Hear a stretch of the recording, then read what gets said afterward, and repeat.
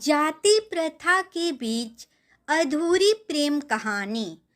करण और अंजलि, जिसका जन्म एक ऐसे गांव में हुआ था जिस गांव में आज भी वहां के लोग जाति प्रथा से बाहर नहीं निकले हैं।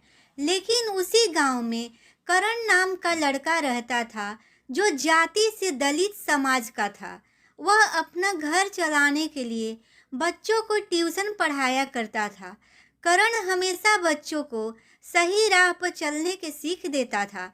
अंजलि भी उसी गांव में रहती थी और वो करण को अक्सर बच्चों को पढ़ाते हुए देखा करती थी।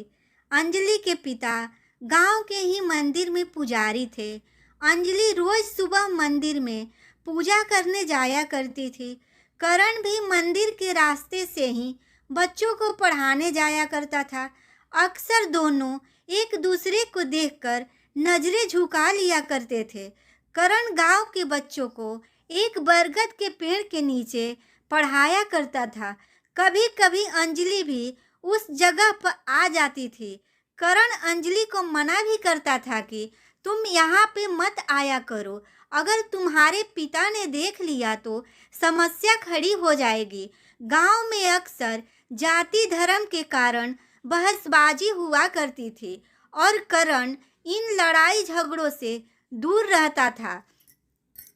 करण अंजलि को बचपन से जानता था और वह ये जानता था कि अंजलि बहुत जिद्दी है। कारण के मना करने के बाद भी अंजलि उस बरगद के पेड़ के पास आ जाया करती थी। एक दिन गांव के एक व्यक्ति ने अंजलि को करण से बात करते हुए देख लिया।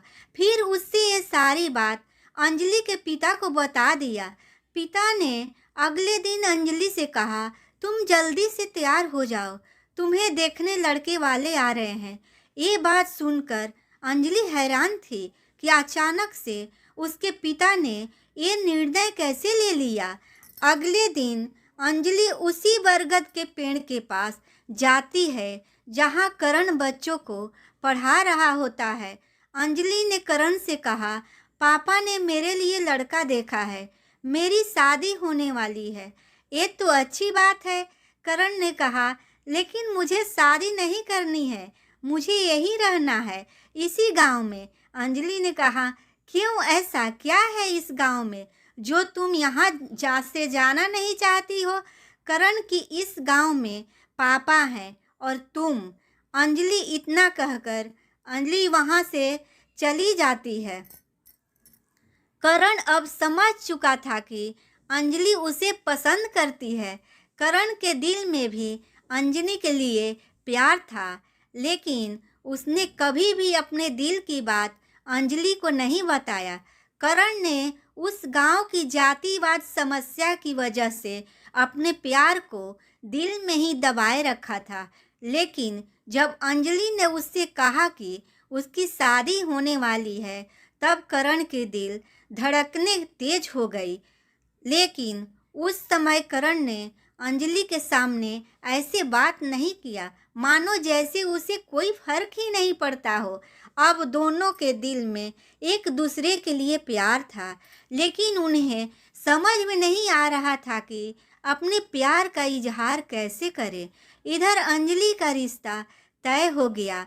अगले ही महीने उसकी शादी होने वाली थी। 2 सप्ताह से करण ने अंजलि को कहीं नहीं देखा। किसी ने बताया कि उसका रिश्ता तय होने के कारण वह घर से बाहर नहीं निकलती। करण अब भी उसी बरगद के पेड़ के पास जाकर अंजलि की पुरानी बातों को याद करता।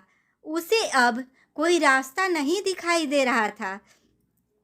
अगले सोमवार को शिवरात्रि पूजा थी। करण सुबह से ही मंदिर के पास खड़ा था।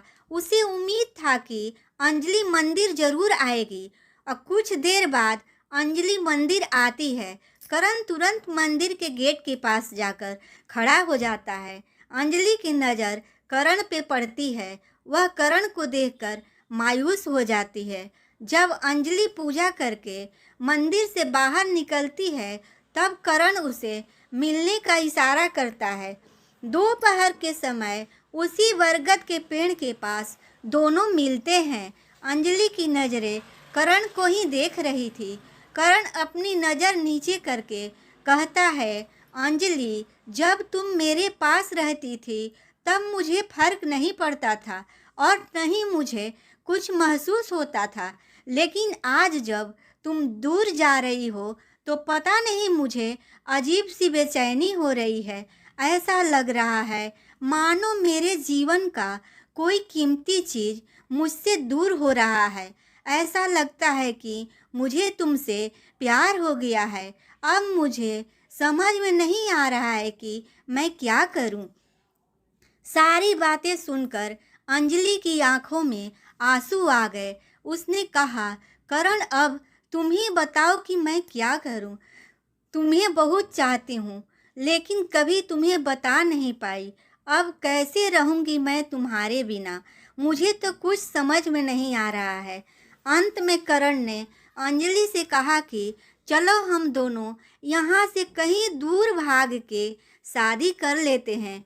लेकिन अंजलि ने करण को मना कर दिया, क्योंकि अंजलि को अपने पिता की इज्जत और गांव में उनकी मान सम्मान सामने दिखने लगी और वो ऐसा कोई कदम नहीं उठाना चाहती थी जिसकी वजह से उसके पिता का सिर झुके।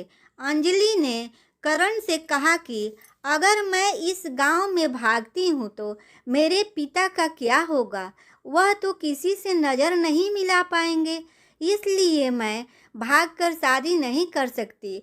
कुछ समय तक करण ने भी सोचा और उसे भी अंजलि की बातें सही लगी। तो अब आखिर में दोनों के पास बिछड़ने के अलावा और कोई दूसरा रास्ता नहीं था।